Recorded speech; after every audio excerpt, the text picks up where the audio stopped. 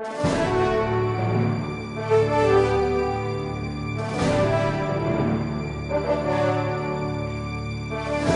Iglesia Bíblica del Señor Jesucristo presenta Palabra de Gracia. Mis hermanos, el mandamiento que más se repite en la Biblia, expresado de diferentes maneras, dirigido a diferentes personas en diferentes circunstancias, es: no temas. No temas. Más de 300 veces aparece ese mandamiento en la Biblia. Es algo que podemos encontrar a través de toda la historia de la redención. No temas. Génesis capítulo 15 versículo 1: no temas, Abraham, yo soy tu escudo y tu galardón será sobremanera grande. Génesis capítulo 26 versículo 24: a Isaac, yo soy el Dios de Abraham tu padre, no temas porque yo estoy contigo. Deuteronomio capítulo 31 versículo 8: al pueblo de Israel en el desierto, y Jehová va delante de ti, él estará contigo, no te dejará ni te desamparará, no temas ni te intimides.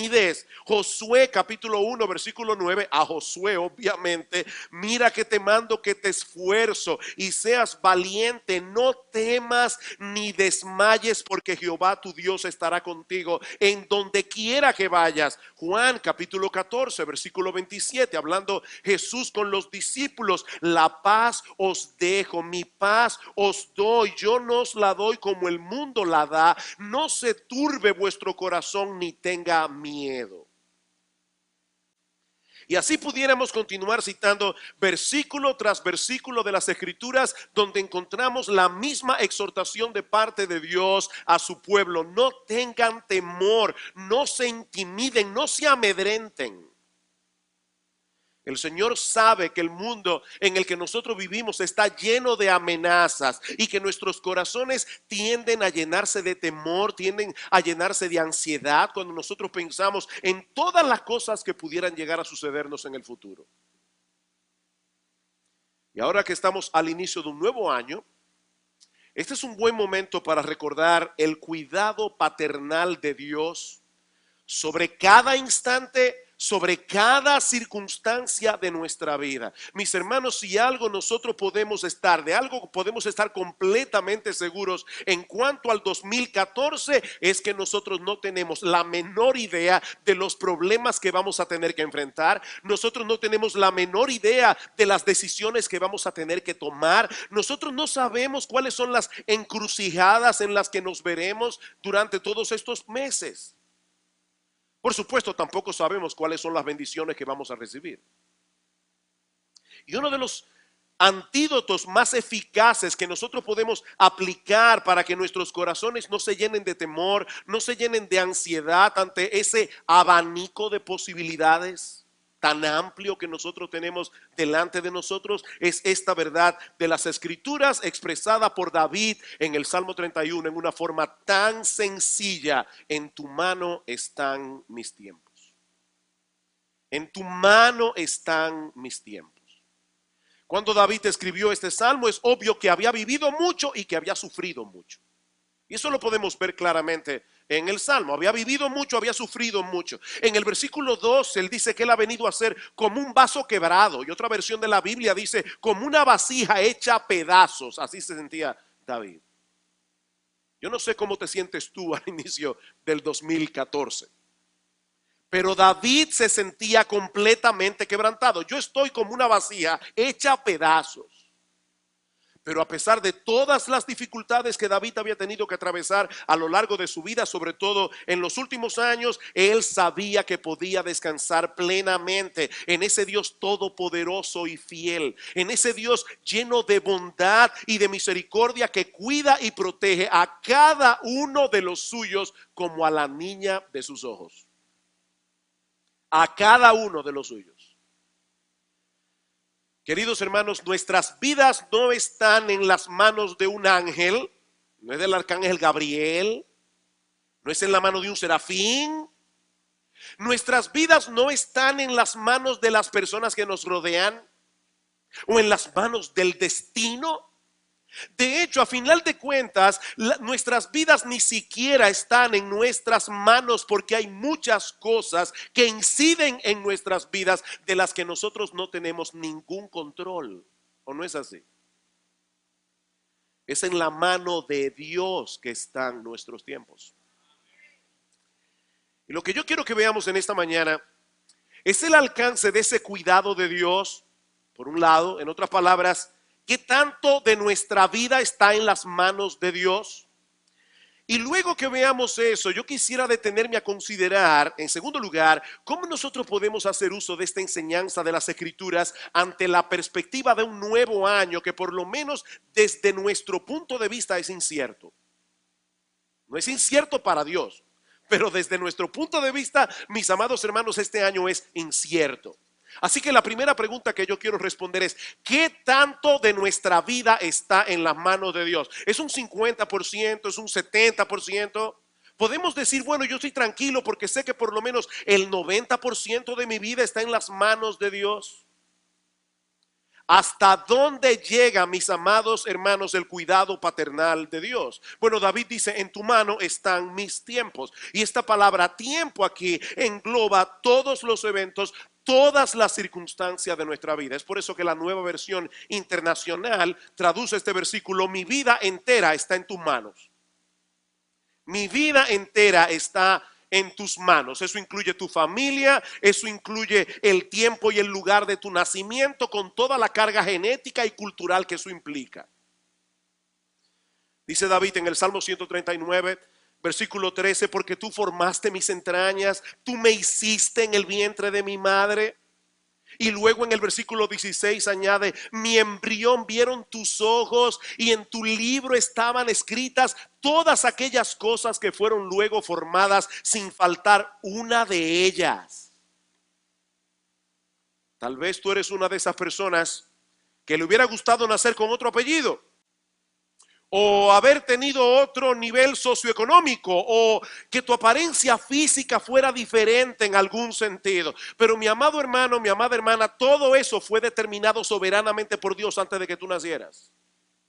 En tu libro, dice David, estaban escritas todas aquellas cosas que fueron luego formadas sin faltar una de ellas. Yo le enseñaba a unos jóvenes que estaban en casa en estos días una foto mía con 19 años y le decía, miren que todavía tenía cabello y mucho.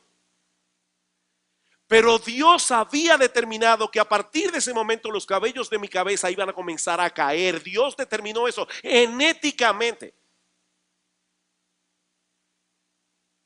Algunas personas hubiesen deseado nacer en otra época o en otro lugar, o al menos cambiar algunas de las circunstancias que han tenido que enfrentar a lo largo de su vida. Pero mis amados hermanos, esas cosas no se encuentran en nuestras manos, se encuentran en las manos de Dios. Las agradables y las que no nos agradan en absoluto están en las manos de Dios. Dice en Lamentaciones capítulo 3, versículo 37, ¿quién será aquel que diga que sucedió algo que el Señor no mandó? ¿Quién? De la boca del Altísimo, pregunta Jeremías, ¿no sale lo bueno y lo malo, aquello que nosotros llamamos malo? Sí, yo sé que a todos nos molesta no tener el control en las manos, ¿verdad que sí? Nos encantaría tener en las manos el control, pero lo cierto es, mis amados hermanos, que no lo tenemos. Y ¿saben qué? Qué bueno que no es así. Qué bueno, mis hermanos, que es Dios y no nosotros el que tiene la sartén agarrada por el mango, porque solo Él tiene la sabiduría y el poder que se requieren para llevar a cabo la tarea tan compleja de gobernar todas las cosas que existen, desde la más grande hasta las más pequeñas, y todas ellas para su gloria y para el bien de su pueblo. Todas. Así que si nos preguntamos entonces, ¿qué tanto de nuestra vida está en las manos de Dios? La respuesta es muy sencilla, todo. Todo, el 100% de nuestras vidas. No importa la circunstancia por la que tú estés atravesando, nuestro Dios está en control. Puede ser que a ti te dé la impresión, por lo menos en este momento, de que tu mundo alrededor no tiene ni pies ni cabeza.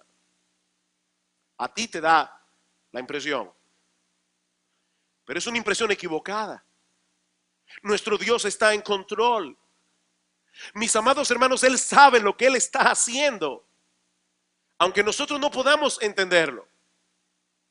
Yo estoy seguro que todos los miembros de Iglesia Bíblica del Señor Jesucristo, o casi todos, se saben de memoria Romanos 8:28. A los que aman a Dios, todas las cosas les ayudan a bien. Ahora, mis hermanos, para poder cumplir esa promesa, Dios tiene que controlarlo todo, porque el que no controla todo, no controla nada.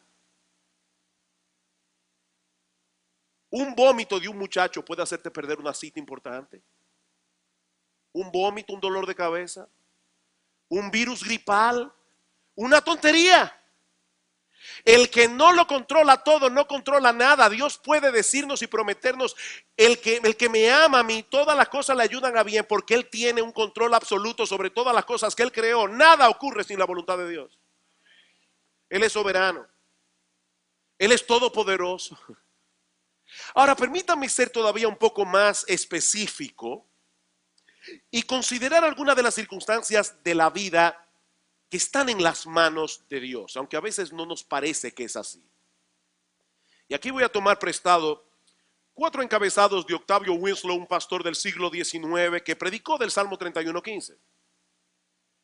Siendo más específicos, ¿qué cosas de nuestras vidas están en las manos de Dios? Bueno, en primer lugar, los tiempos de prosperidad. Los tiempos de prosperidad están en las manos de Dios. Hay personas a quienes Dios les concede ver el fruto de su trabajo. Hay personas a quienes Dios los bendice en su diligencia laboral y multiplica sus bienes y multiplica sus riquezas. En Génesis capítulo 24, versículo 35 dice que Dios enriqueció a Abraham. No fue el diablo que lo hizo, fue Dios. Y cuando Job perdió todos sus bienes en un solo día, inmediatamente reconoció que tanto la prosperidad como la adversidad habían venido de la mano de Dios. Jehová dio, Jehová quitó. Sea el nombre de Jehová bendito. La reacción de Job no fue: ay, ay, ay, Dios me quitó lo que el diablo me dio. No, fue Dios que se lo dio y fue Dios que se lo quitó. Fue Dios que se lo dio, fue Dios que se lo quitó. Y mis hermanos, si nosotros perdemos de vista que los tiempos de prosperidad están en las manos de Dios, ¿saben lo que puede suceder? Que vamos a convertir nuestras bendiciones en maldiciones. Los mismos bienes que Dios nos ha dado serán un lazo para nuestra alma. Deuteronomio capítulo 8, versículo 11. Cuídate de no olvidarte de Jehová tu Dios para cumplir sus mandamientos, sus decretos y sus estatutos que yo te ordeno hoy. No suceda que comas y te sacies y edifiques buenas casas en que habites, y tus vacas y tus ovejas se aumenten, y la plata y el oro se te multipliquen, y todo lo que tuvieres se aumente, y se enorgullezca tu corazón, y te olvides de Jehová tu Dios, que te sacó de la tierra de Egipto, de casa de servidumbre, y digas en tu corazón: mi poder y la fuerza de mi mano me han traído esta riqueza. Cuidado, dice Moisés, acuérdate de Jehová tu Dios, porque Él te da el poder para hacer las riquezas. Él te da el poder para hacer las riquezas. ¿Estás teniendo éxito en tu trabajo, mi amado hermano? Las cosas te están saliendo bien. Comenzaste con buen pie el 2014. No te olvides que la sabiduría y la capacidad vienen de la mano de Dios, y que si Él no fructifica tus labores, no importa cuánto trabajes, no vas a poder ganar nada. ¿Qué tienes que no hayas recibido? Pregunta Pablo en 1 Corintios 4:7. ¿Qué tú tienes que tú no hayas recibido? Y si lo recibiste, ¿por qué te glorías como si no lo hubieras recibido? ¿Recuerdan ustedes lo que dice en Santiago capítulo 4, versículo 13 al 15, cuando habla de aquellos individuos que tienen muchos planes en su mente? Dice: vamos ahora los que decís, hoy y mañana iremos a tal ciudad y estaremos allá un año y traficaremos y ganaremos, cuando no sabéis lo que será de mañana. No sabéis lo que será de mañana. Cuando nosotros estábamos pequeños, mi padre nos repetía mucho esta historia. Un individuo que compra una gallina, dice: va a tener tantos huevos, los huevos van a producir tantas otras gallinas, y ya en la mente del individuo en 15 minutos tenía una granja. Pero a la gallina le dio moquillo y se quedó sin nada. Ay de los que hacen planes como si el mundo estuviera en control de sus manos. ¿Qué dice Santiago? Porque ¿qué es vuestra vida? Ciertamente es neblina que se aparece por un poco de tiempo y luego se desvanece. En lugar de lo cual deberíais decir, si el Señor quiere, viviremos y haremos esto o aquello. Si el Señor quiere. Y esto no es una cábala, porque hay personas que tienen temor de decir que van a hacer algo y no ponerle la coletilla de, si el Señor quiere. No, no es una cábala, hermano, es una actitud. Es una actitud de corazón. Es que es si el Señor quiere que tú vas a hacer eso. Si el Señor quiere. Así que los tiempos de prosperidad están en las manos de Dios, pero también los tiempos de adversidad. Los tiempos de adversidad. Las luces brillantes y las nubes oscuras salen de la misma fuente. Y lo sorprendente es lo rápido que nosotros podemos pasar de un estado al otro. Hoy estamos llenos de alegría, llenos de bendiciones. Mañana podemos estar enfrentando la más amarga de las aflicciones. Y a veces en el mismo día. Cuando estudiamos el capítulo 3 de Eclesiastés, hace unas semanas atrás, vimos cómo en la sabia providencia de Dios hay tiempo para llorar, hay tiempo de reír, hay tiempo de endechar y hay tiempo de bailar. Y tanto lo uno como lo otro viene de la mano de Dios. En ese sentido debemos darle cierto crédito a Elifaz, el amigo de Job. Ellos dijeron muchas tonterías. A través del libro de Job hay muchas cosas allí que nosotros tenemos que tener cuidado al citarlas, porque no todo lo que se dice en el libro de Job es verdad. O sea, el autor del libro de Job escribió de manera inspirada lo que los amigos de Job dijeron. Es verdad que ellos dijeron eso, pero no siempre es verdad lo que dijeron. Ahora en Job capítulo 5 versículo 6, Elifaz dice que la aflicción no sale del polvo ni la molestia brota de la tierra. ¿Y eso qué significa? O que la aflicción y la molestia no salen de la nada.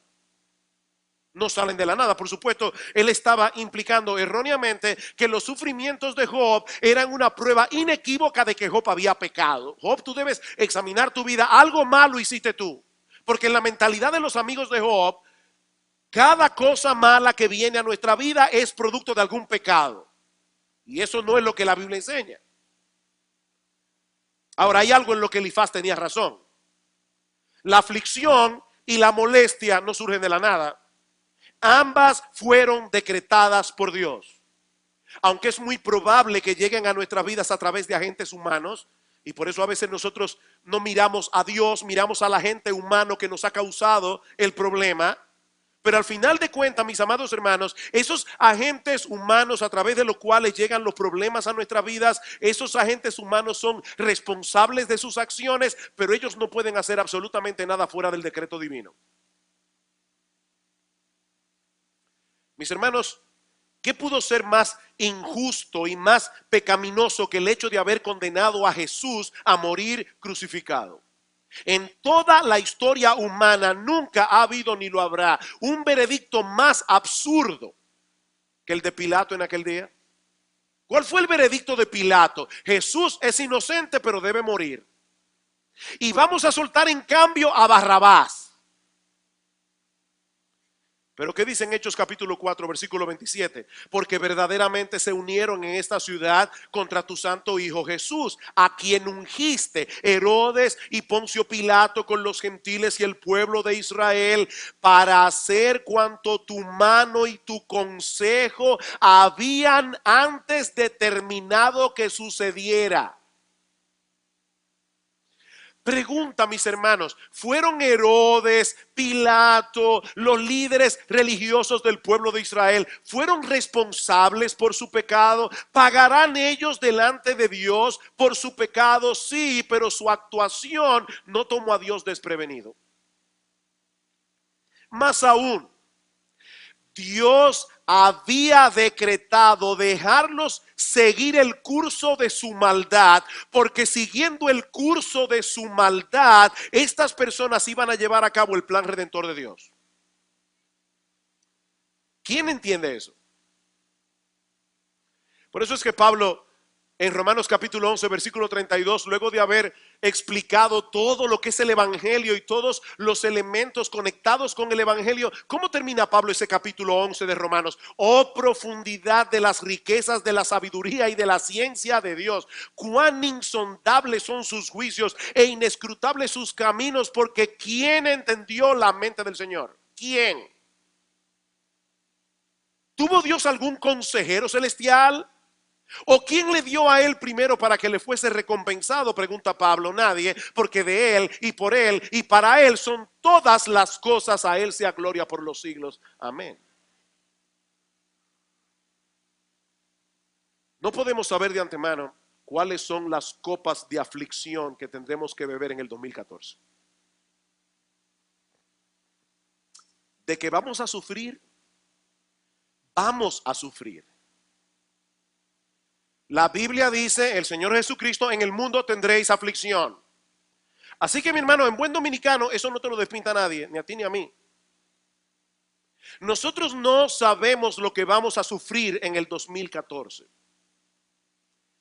Pero no olvidemos que esos tiempos de adversidad vienen de la mano de Dios y que Dios no tiene despropósito alguno.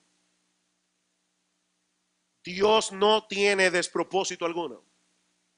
Tal vez tendrás que sufrir la pérdida de algo que tú atesoras y algo que es bueno en sí mismo, pero es posible que ese algo se esté convirtiendo en un ídolo en tu vida. Y Dios te lo va a quitar.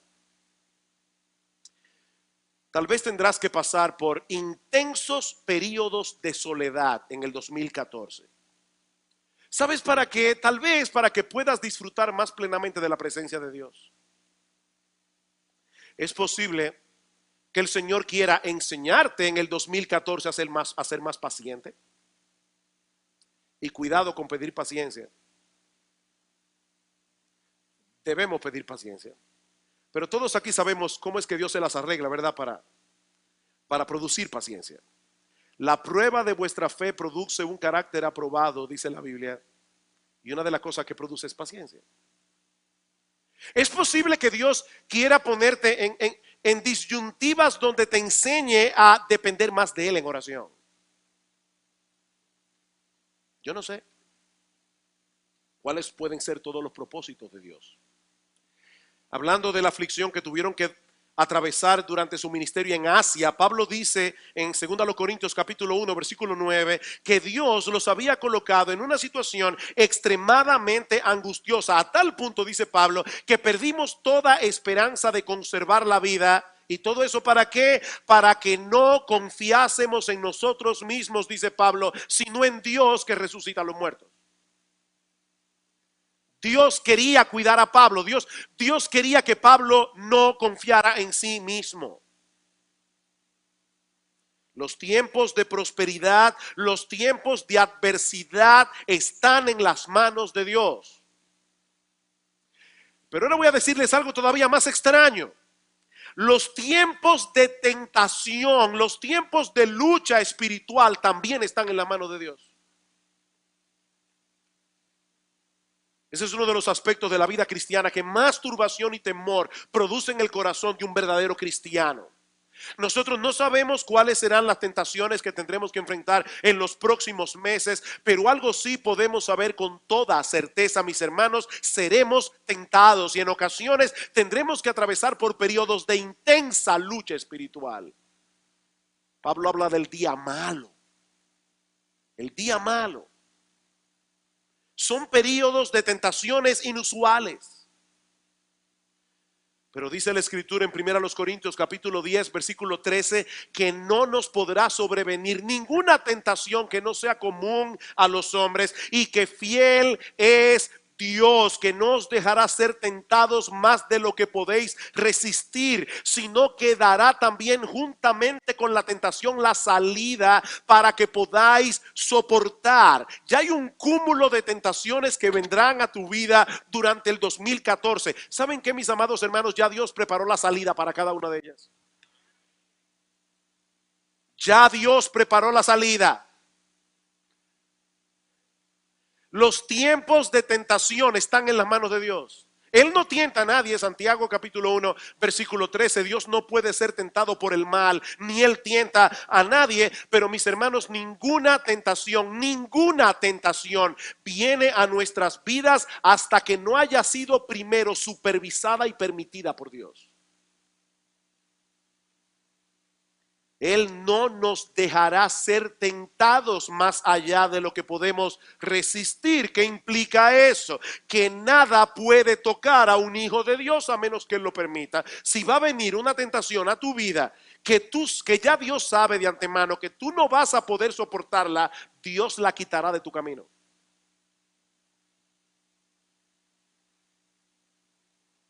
Y lo increíble es que de una forma extraña... Qué sabio es nuestro Dios. En una forma extraña, Él usa esas mismas tentaciones para hacernos perseverar en la fe. Me encanta cómo lo dicen los autores de nuestra confesión de fe, la Confesión de Fe de Londres de 1689, y todo esto cada uno con los textos correspondientes. Ellos dicen que a menudo el Señor usa esos tiempos de tentación para disciplinar a sus hijos o para hacernos más conscientes de la corrupción que hay en nuestros corazones, o para que seamos más humildes, o para que dependamos más de Él, o simplemente, dicen ellos, para hacerlos más vigilantes contra todas las ocasiones futuras de pecado y para otros fines santos y justos. Por consiguiente, dicen los autores de la confesión, todo lo que ocurre a cualquiera de sus escogidos es por su designio, para su gloria y para el bien de ellos. ¿Eres un creyente?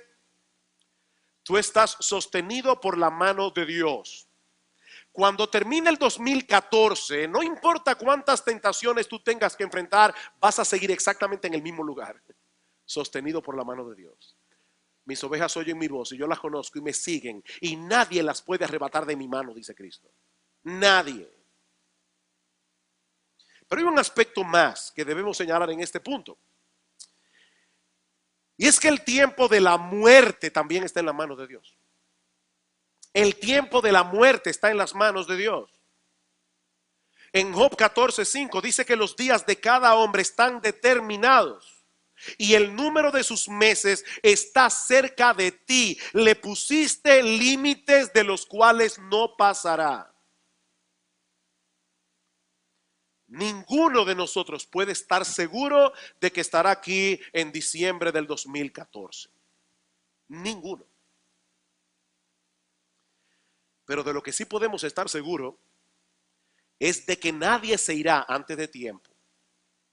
Y de que si es un creyente, cuando le toque partir estará infinitamente mejor que ahora. De eso sí podemos estar seguros. Así que, mis hermanos, no tenemos nada que temer, porque aún el tiempo de nuestra muerte está en las manos de Dios. Y porque las aflicciones del tiempo presente no son comparables con la gloria venidera que en nosotros ha de manifestarse, como dice Pablo en Romanos capítulo 8 versículo 18. Es incomparable la gloria que nos espera. Partir y estar con Cristo es muchísimo mejor. He ahí entonces la enseñanza esencial de este texto. Toda nuestra vida está en las manos de Dios. Él es soberano, Él es el Dios de toda gracia, Él es el Dios de toda bondad, Él es el Dios de toda sabiduría, Él es el Dios que se identificó plenamente con nosotros a través de la encarnación de su Hijo, nuestro Señor Jesucristo, y es en su mano que están nuestros tiempos. La pregunta que yo quiero responder ahora es, en los minutos que nos restan, ¿cómo podemos aplicar esta verdad en nuestra vida práctica? ¿Qué hacemos con esto? Estamos comenzando el 2014. Como decía aquel famoso de Van Inter, ¿verdad? Tenemos delante de nosotros todas las posibilidades. Cualquier cosa puede pasar. ¿Qué hacemos con esto? Porque una cosa es enseñar y creer en esa enseñanza bíblica de que todas las cosas están, ¿verdad?, bajo el cuidado de Dios. Pero es otra muy diferente vivir a la luz de esa verdad. Yo estoy seguro que todos aquí sabemos que para tener una buena calidad de vida hay que hacer ejercicio y comer bien. Todos sabemos eso. Ahora yo no le voy a preguntar aquí cuántos de ustedes hacen ejercicio. No los voy a avergonzar. El hecho de que nosotros sepamos que hay que hacer ejercicio no nos lleva a hacer ejercicio. Y el hecho de que sepamos que debemos comer de una manera adecuada no nos lleva a tener una dieta balanceada. Así que se puede saber una verdad y no necesariamente vivir conforme a ella. Y lo mismo puede suceder con esta doctrina del cuidado paternal de Dios, de la soberanía de Dios. De nada sirve saber que nuestras vidas están en las manos de Dios si no aplicamos esta enseñanza a las diferentes situaciones que tendremos que enfrentar en los meses venideros. ¿En qué nos ayuda saber que en las manos de Dios están nuestros tiempos? Bueno, en primer lugar, esta enseñanza nos acerca a Dios al recordar que Él es un Dios cercano. Esta enseñanza nos acerca a Dios al recordar que Él es un Dios cercano. Mis amados hermanos, nuestro Padre Celestial no cuida de nuestra vida a control remoto. Esta es una época que todo se maneja a control remoto. Bueno, Dios no lleva adelante su providencia, Dios no cuida, Dios no protege a sus hijos al control remoto. Es en su mano que están nuestros tiempos. ¿Lo quieren más cerca? En su mano. Y ese es un aspecto que fácilmente podemos perder de vista, sobre todo en una época como esta en la que nos ha tocado vivir. En los días de David, cuando escribió este salmo, las personas dependían directamente del campo. Ellos sabían que una sequía podía llevarlos a pasar hambre. Ellos sabían que una temporada de mucha lluvia podía dañar los sembrados, podía ser una verdadera calamidad. Y por lo tanto, era más fácil para un judío piadoso ver la mano de Dios en todas aquellas cosas de las cuales dependía el sostén de su vida. Por ejemplo, el mismo David en el Salmo 104 escribe: Él hace producir el heno para las bestias, Él lo hace. Y la hierba para el servicio del hombre, sacando el pan de la tierra, y el vino que alegra el corazón del hombre, el aceite que hace brillar el rostro, el pan que sustenta la vida del hombre. ¿Quién hace eso? ¿Quién provee esas cosas? Dios las provee. Y más adelante en el versículo 27 dice: todos ellos, hablando de todas las criaturas creadas por Dios, todos ellos esperan en ti para que les des su comida a su tiempo. Les das, recogen. Abres tu mano, se sacian de bien. Escondes tu rostro y se turban. Les quitas el hálito, dejan de ser y vuelven al polvo. Luego envías tu espíritu, son creados y renuevas la faz de la tierra. Estos hombres estaban muy conscientes del cuidado personalizado de Dios. Ese es un concepto, ¿verdad?, que está muy de moda en las empresas hoy. Un cuidado personalizado. Bueno, Dios tiene un cuidado personalizado sobre su creación y especialmente sobre cada uno de sus hijos. Pero ¿qué pasa hoy? Nosotros vamos al supermercado, compramos una serie de productos que han llegado hasta allí a través de una cadena de intermediarios y fácilmente podemos perder de vista que si Dios decidiera cerrar su mano, si Dios decidiera por un instante dejar de proveernos, mis amados hermanos, no tendríamos nada que comer.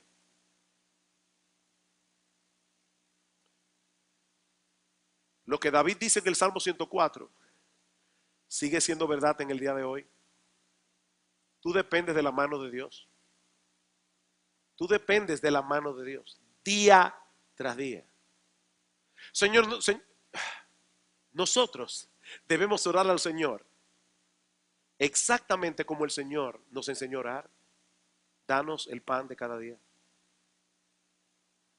Danos el pan de cada día, porque eso depende de ti.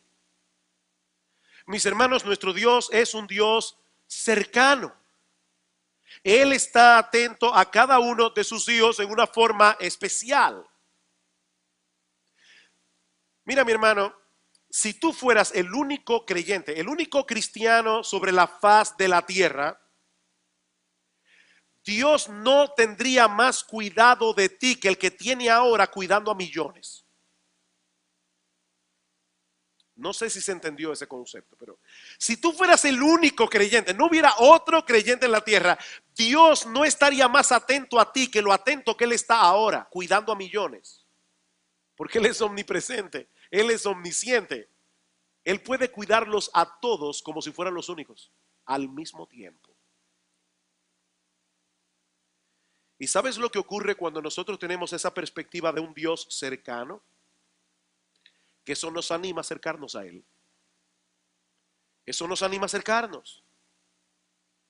Con la confianza de un hijo que sabe que es amado, con la confianza de un hijo que sabe que es atendido por su padre. Hebreos capítulo 4, versículo 16. Acerquémonos pues confiadamente al trono de la gracia para alcanzar misericordia y hallar gracia para el socorro oportuno. Acerquémonos confiadamente. Nuestro Dios es un Dios cercano. En segundo lugar, esta enseñanza es un poderoso antídoto contra la ansiedad y el temor. Esta enseñanza es un poderoso antídoto contra la ansiedad y el temor. Me encontré con una hermana este miércoles. Yo creo que a ella no le va a molestar que yo diga esto, además que ustedes no saben quién es. Que me decía, mi hermano perdió el trabajo, yo perdí el trabajo. Es duro comenzar el año así.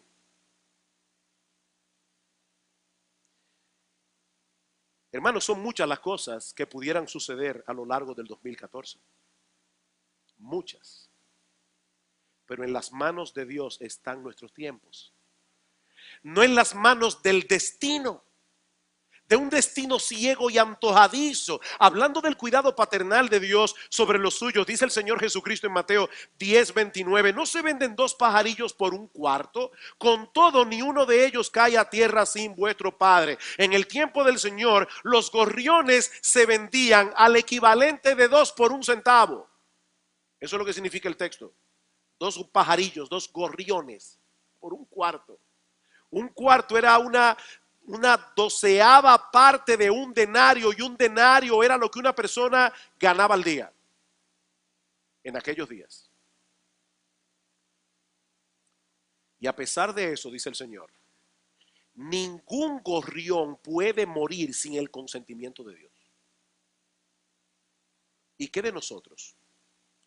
Bueno, sigue diciendo el Señor, pues aún vuestros cabellos están todos contados, así que no temáis, más valéis vosotros que muchos pajarillos.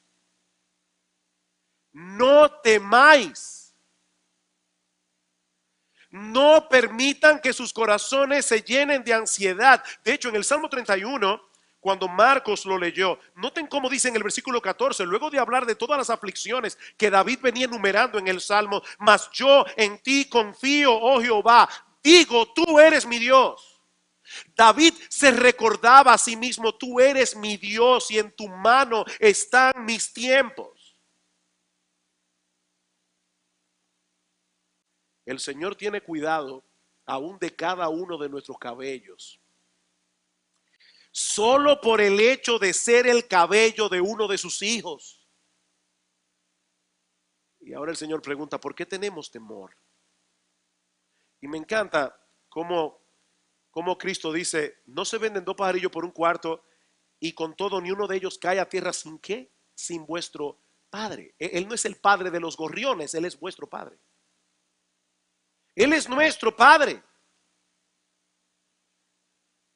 ¿Cómo podemos tener temor? Aquellos que fuimos comprados por la sangre de Cristo, aquellos que fuimos redimidos de nuestros pecados, aquellos que fuimos lavados en su sangre, aquellos que fuimos adoptados en la familia de la fe. Dios cuida de los gorriones, ¿no va a cuidar de nosotros? Los gorriones no tienen un psiquiatra de gorriones que los ayuda a curarse de la ansiedad, no tienen que tomar terapia, no toman ansiolítico. Ellos saben Ellos saben instintivamente que el Dios que los creó llenó la tierra de alimentos para ellos. La tierra está llena de gusanos para alimentar a todos los gorriones. Y ellos no se preocupan. ¿Y qué dice Cristo en Mateo capítulo 6?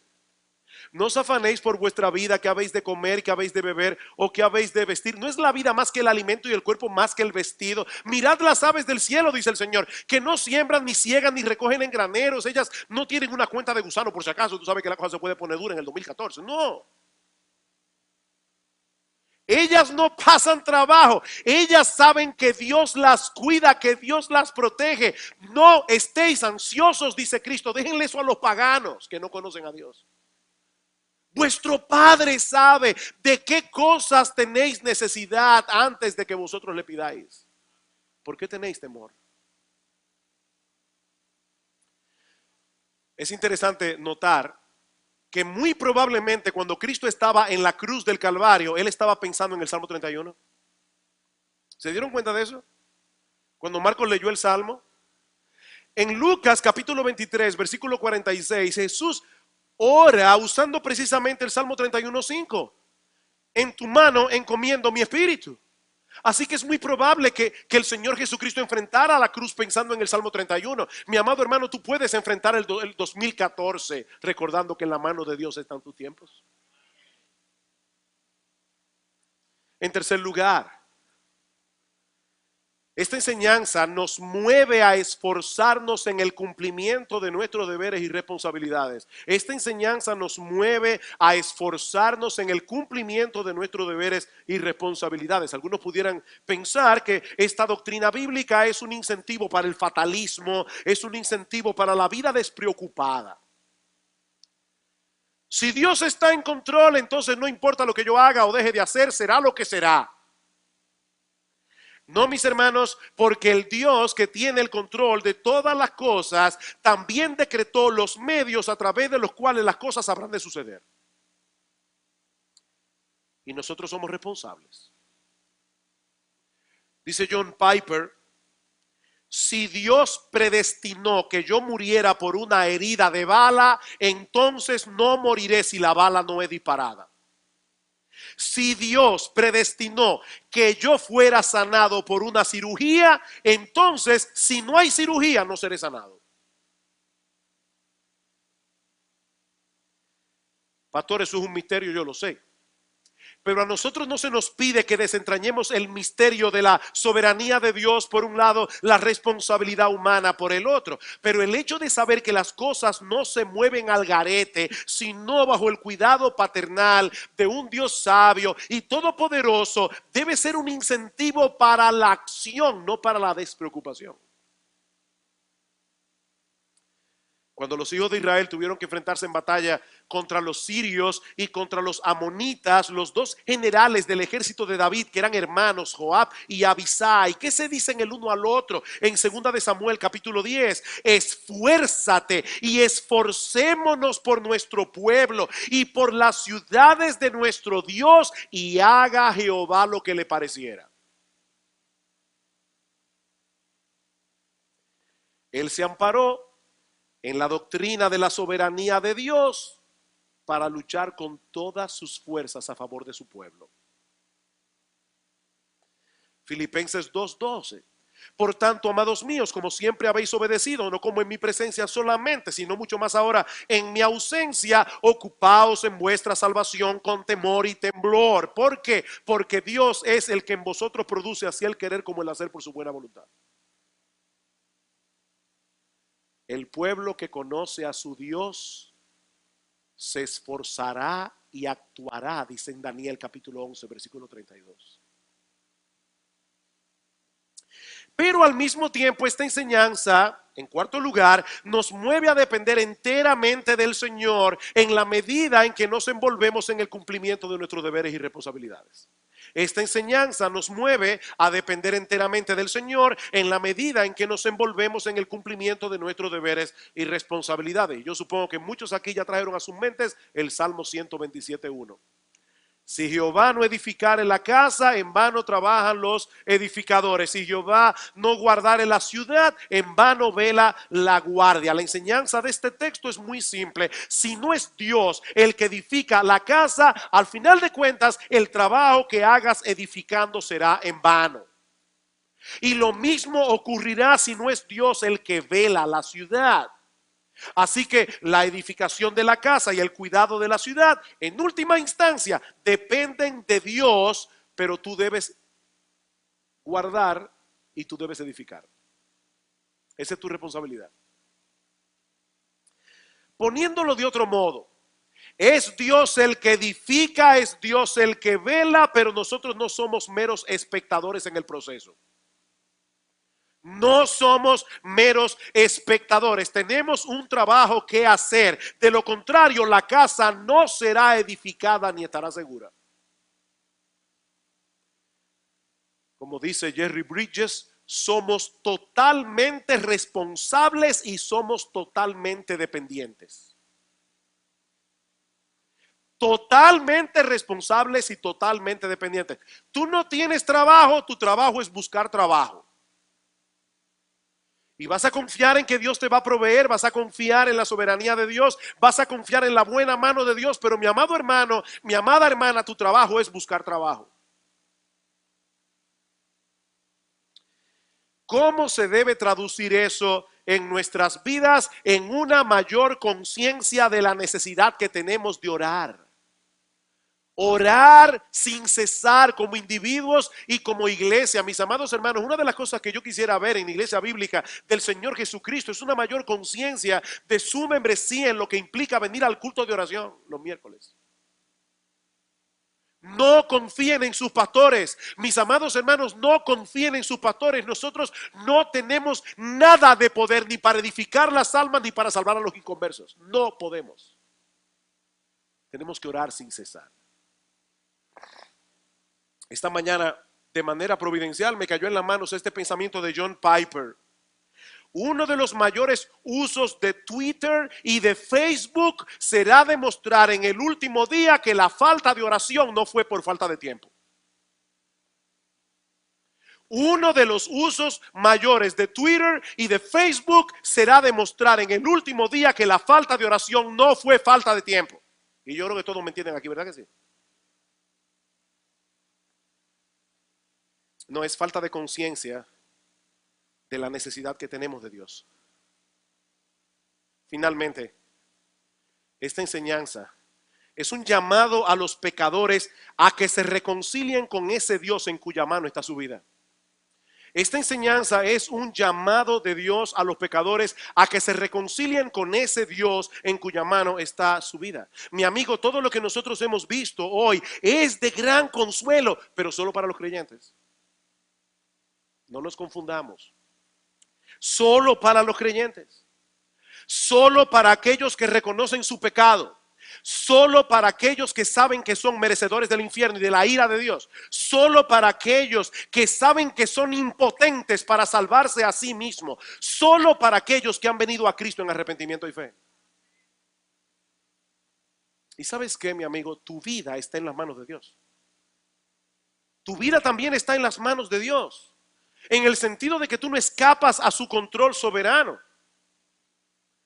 Pero mi amigo, déjame decirte algo con toda la intencionalidad y toda la carga de mi corazón, con lo que yo puedo decir esto.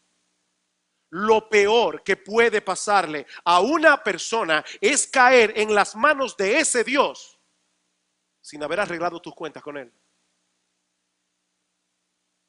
Eso es lo peor que puede pasarle a una persona. Dice en Hebreos capítulo 10, versículo 31, horrenda cosa es caer en las manos del Dios vivo. Horrenda cosa. Fíjense cómo en el Salmo 31:15 se habla de la mano de Dios para hablar del cuidado paternal de Dios. Aquí se está hablando de la mano de Dios para hablar de la ira y el juicio de Dios. Horrenda cosa es caer en las manos del Dios vivo. Él es infinitamente santo, Él es infinitamente justo. Él no tratará con ligereza nuestros pecados. Mi amigo, por eso fue que Cristo tuvo que venir al mundo para sufrir en la cruz el castigo que merecían todos aquellos a quienes Él vino a salvar. Y sobre la base de su vida perfecta, sobre la base de su obra redentora, ahora el evangelio anuncia salvación, anuncia perdón de pecados, anuncia el don de la vida eterna gratuitamente por gracia para todo aquel que cree. Gratuitamente por gracia. Para todo aquel que abandona su mérito personal y confía enteramente en la justicia perfecta de Cristo, en su muerte en la cruz para salvar a pecadores. Mi amigo, hay salvación en Cristo para todo aquel que cree, pero no hay salvación fuera de Cristo, no importa lo que creas. Hay salvación en Cristo para todo aquel que cree, pero no hay salvación fuera de Cristo, no importa lo que creas. Solo en Él hay salvación. Porque no hay otro nombre bajo el cielo dado a los hombres en el cual podamos ser salvos. No hay otro nombre. Él es el único mediador entre Dios y los hombres. Oh, que el Señor bendiga su palabra predicada en esta mañana, fortaleciendo la fe de los creyentes al inicio de este nuevo año, sabiendo que en su mano están nuestros tiempos. ¿Cómo termina David el Salmo 31? Esforzaos todos vosotros los que esperáis en Jehová, y tome aliento vuestro corazón. Tome aliento vuestro corazón, mi amado hermano, mi amada hermana, tu vida está en la mano de Dios. Pero quiere el Señor que este sea también día de salvación para muchos, que vengan a ampararse bajo la sombra y el cuidado de ese gran Dios que salva pecadores y que cuida a cada uno de los suyos como a la niña de sus ojos.